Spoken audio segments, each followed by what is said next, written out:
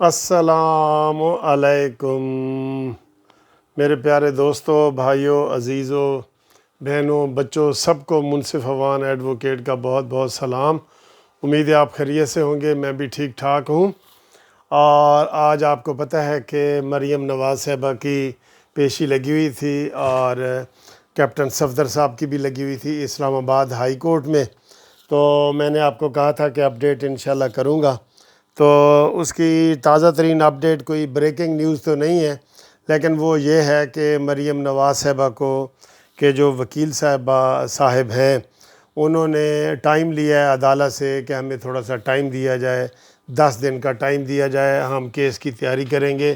تو جج صاحب نے کہا ہے کہ جی آپ کو یہ پہلی ڈیٹ ہم دے رہے ہیں، تو اس کے بعد ڈے ٹو ڈے ہیئرنگ ہوگی اور ہم دیکھیں گے کہ ہفتے میں 2 دن اس کو رکھنا ہے، 3 دن رکھنا ہے، کتنے دن رکھنا ہے، تو پھر اس کا فیصلہ انشاءاللہ جلدی متوقع ہوگا۔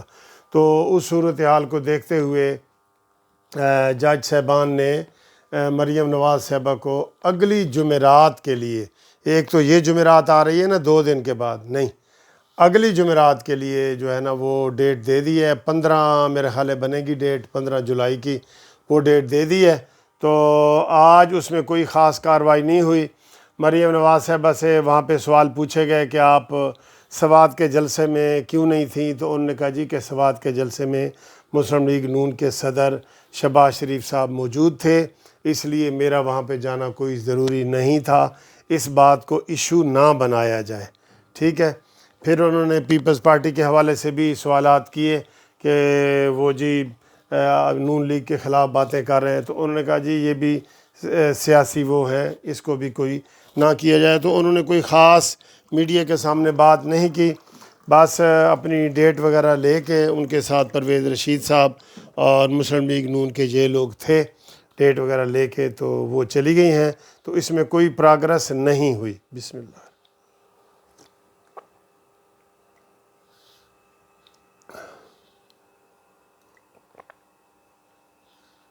لہٰذا آپ جو ہے تسلی رکھیں، آج بریکنگ نیوز آ بھی سکتی تھی، لیکن آج کی بریکنگ نیوز یہ ہے کہ اب 15 جولائی تک کیس جو ہے وہ آگے چلا گیا ہے۔